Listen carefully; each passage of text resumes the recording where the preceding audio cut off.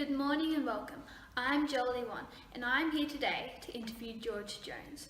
George Jones was a senior war officer who fought in the First World War and Second World War. He has kindly allowed me to ask him a few questions about his experience with war today.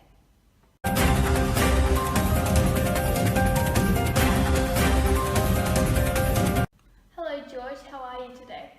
Hello Jolie, I'm very well thank you, and I'm happy to be talking to you today. Can you tell us a little about yourself? Where were you born? What was it like growing up at school? Yes, I was born on the 22nd of November in 1890 in Rushford, Victoria. I was the youngest of 8 surviving children raised by my Victorian-born parents. My father, Henry Jones, was a farmer and miner, and my mum, Jenny Smith. Unfortunately, I did not know my father, as he died in a mining accident 3 months before I was born, leaving my mum with 8 children. Consequently, my family lived in poverty, only giving us the resources to a basic education. I attended Rushworth and Gobarib state schools until I was 14.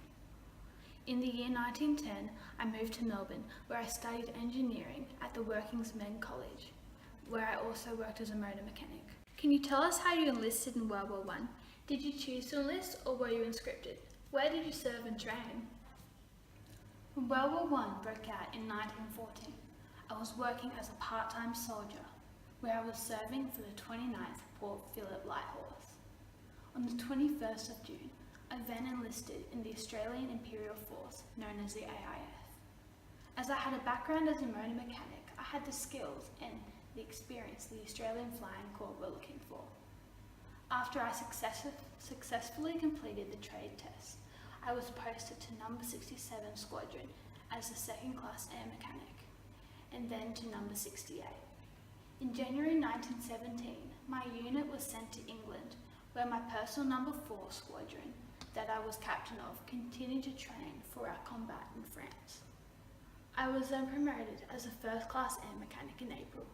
I began training as a pilot and quickly completed the course, allowing me to be commissioned in October.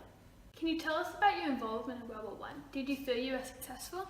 Obviously, my involvement in World War I was mainly focused around the Air Force. I was Senior Commander in the Royal Australian Air Force, the RAF. In 1948, I rose from private soldier to Air Marshal. Excuse me. I also served as Chief of the Air Staff from 1942 to 1952. I was recorded to have the longest tenure of any RAF chief. It was a surprise to me as I was appointed to the top role of the Air Force. Wow, that's amazing. Thank you very much. What is your view on your battles and what experiences did you come across? How did that change your perspective on war? The views I have on my battles are mainly portrayed as fearful, although many good memories were made. Friends were created, but it was very sad and traumatizing as some were lost. I have a few perspectives on war. One of them was that it allowed me to pursue my dream as an air mechanic. I could fly, train and command many different soldiers. However, another perspective I have on war is that it scarred many men, including me. However, war was needed to allow control and freedom for our country. Any personal stories or memories that you would like to share with us about your involvement in World War I? When my squadron was sent to France for combat, I was flying for the Australian Flying Corps. 10 days later, I flew my first offensive patrol with the squadron, and then 15 days later, I scored my initial air combat victory as I shot down my first German Albatross fighter near Lille. I also received my Distinguished Flying Cross as I achieved a score of 7 air victories and qualified as an ace. Although that isn't very personal, I then did get wounded in air combat while I was down there. This was a very scary time for me, and really showed me how serious and dangerous war is. It was my first combat and I'd already been wounded. Now that you've experienced war and got an insight on it, has it changed your belief? Do you believe a war was needed and was successful? War was very sacrificial. We experienced many traumatizing things, but it was worth it to change our country into what it is today. A society filled with intelligent technology and a place with no conflict. If war didn't occur, our country would be a place of danger where families would be scared and the whole of Australia would be a war zone. War was definitely needed. Without it, Australia would be taken over. Our war was successful in the way that we got to keep control over our country, however also unsuccessful in the way that we lost many men fighting for our country. Did you receive any awards during war? What were they for? I received honours and awards during World War I and II that all portrayed my involvement through the years with the Air Force, such as Distinguished Flying Cross, which represented my involvement in my new Unit 4 Squadron, in the Australian Flying Corps, and conflict in the First World War from 1914 to 1918. During Second World War, I received the Commander of the Order of British Empire Award, which showed my involvement in the Royal Australian Air Force and the conflict I endured during the Second World War in 1939 to 1945. I also received Companion of the Order of Bath, which was another award to resemble the conflict of war and my involvement in the Royal Australian Air Force. These awards mean a lot to me, as it shows me that I was persistent in the Air Force and helped Australia become what it is today. Yes, you should be very proud. What is your opinion on war since you enlisted to when you came home? Did it change dramatically? My first opinion on war was that it was a great way to follow my dream, allowing me to use my expertise in air mechanics. The government created posters and put them up around the country, portraying war as a holiday and somewhere you can go to help your country and save your families.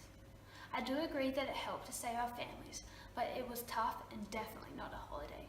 When I came home, I could overcome the scars war had left on me, and from then, my life didn't change dramatically. It was quite normal. When I did come home from World War I, around October 1930, I was given command of the Flying Training Squadron at Point Cook. This job also carried the position of Chief Flying Instructor. After 2 years in this position, I was promoted to the position of Director of Training at RAF Headquarters. On 1st of January 1936, I was promoted to Wing Commander and appointed Director of Personnel Services. So coming home from World War I was normal. I still pursued my dream, evolving around Air Force, and was appointed a few more jobs, creating more variety of work, making life at home a little more interesting. What was World War II like? What roles did you have during that time? When World War II began, I was Assistant Chief of the Air Staff. I was involved in the establishment of the Empire of the Air training scheme before gaining further promotion to Group Captain. Along the promotion of becoming Group Captain came my appointment as Director of Training, where I trained all the soldiers in the Air Force. Following that role in 1942, I was appointed Chief of the Air Staff and promoted to Vice Air Marshal. My involvement in Second World War was a little different to First World War, as I had more of an involvement in the training of soldiers and the groundwork, whereas in World War I was a soldier that was flying for the Corps. After both World War I and World War II, did you continue to assist in the Air Force?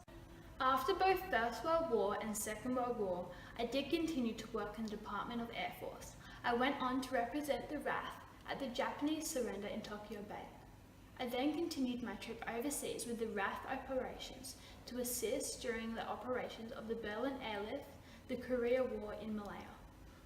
After assisting in this department, I retired in 1952 from the RAF and was knighted in 1954. Upon retiring the RAF, I did take up the position of Director of Coordination with the Commonwealth Aircraft Corporation. I fully retired at age 60 in 1957. However, I did continue to serve on the Board of Ascent Transport Industries, a position I held from 1951 for over 20 years. That's amazing. You must have really loved flying and being involved in the Air Force. George Jones, thank you for your time. I've enjoyed listening to your stories. You've really opened up, showing us what your experience was like at war. You are an inspiration to all. You've really helped to shape Australia into the amazing country it is today. Thank you again and wish you the best. Thank you very much.